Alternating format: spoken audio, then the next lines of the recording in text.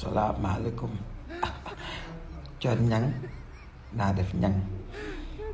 naka yi tey baa yaa ngi ci jàmm naka njaboot yi baa kenn woppul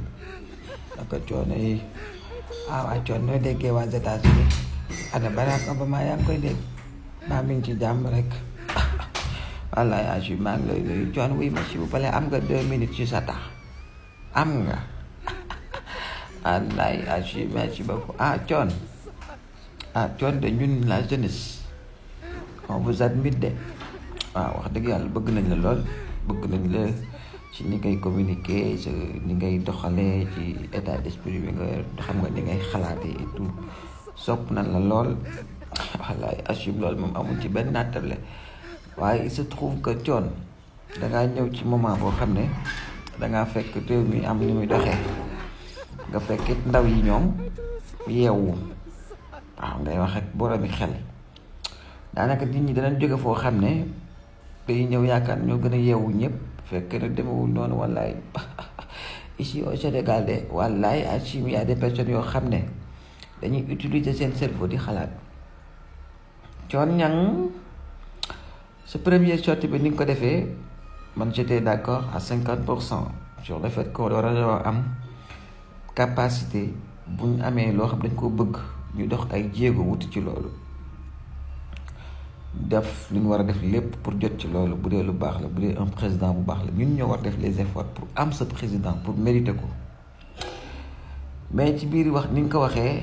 maanaam da nga valoriser sa bopp tellement comme si vous êtes vraiment indispensable pour ce pays nga génn wax ne waaw nit ñi ñoo war a cotiser pour matal caution bi pour nga mën a déposer pour nekk président et cetera je suis d'accord avec vous de voilà je suis d'accord say militant bu fekkee doy noonu la ñoom ñoo la jël samp la investir la nangam ñoom ñoo war def le tout ba matal 30 millions et ça je suis d'accord gis naa la nag coon nga génnaat daal ne alhamdulilah 30 millions yi mat na waaye dama laa bëggoon fàttali ne nag 30 millions yi moom caution la rek mu mat taxul nga nekk candidat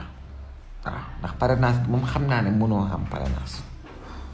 léegi sama question mooy coon dama bëggoon xam yow 30 millions yooyu bu ñu nee ba ne yow coon amoo ay parrainage wala doublon yi bëri na ñu ne la jaakaare na la 30 millions yi noo ko xalaat noo ko war a def xam naa ne coach nga da ngay jàngale tout ce qui est développement nangam développement personnel communication ma bëggoon daal nga leeral xam nga transparence dafa baax ci loo mën a am nit ñi comme seen juróomi dërëm ak seen fanweer lañ jëloon di la envoyé bu ñu demee ba lañ taxoon ñu envoyé la ko loolu amul maanaam nga nekk candidat nooy def 30 millions da ngay créer entreprise dugal ci ndaw yi wala da ngay créer business wala da nga koy def ci tool yi après nga séddoog ñoom daal xaw ma daal wala da nga leen koy jëllawaat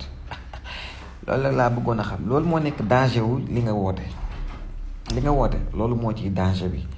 woo nga nit ñi ne nañ investir nañ jël nañ ñëw jox la ko nga matal caution pour nekk ci élection yi mais bis boo xamee ne ci kale nan la na la amoo parrainage mënoo bokk foofu la danger bi nekk naka ngay doxalee 30 millions yi te xam naa ne comme ni nga ko waxee ëpp na ko loolu ñu question boobu rek lañ bëggoon laaj wallaay agi waaw góor boo jotee Barack Obama yow it nga nuyut ma ko dégg nga day waaw góor a coon wallaay agi coon ñang moo xoromu rek daay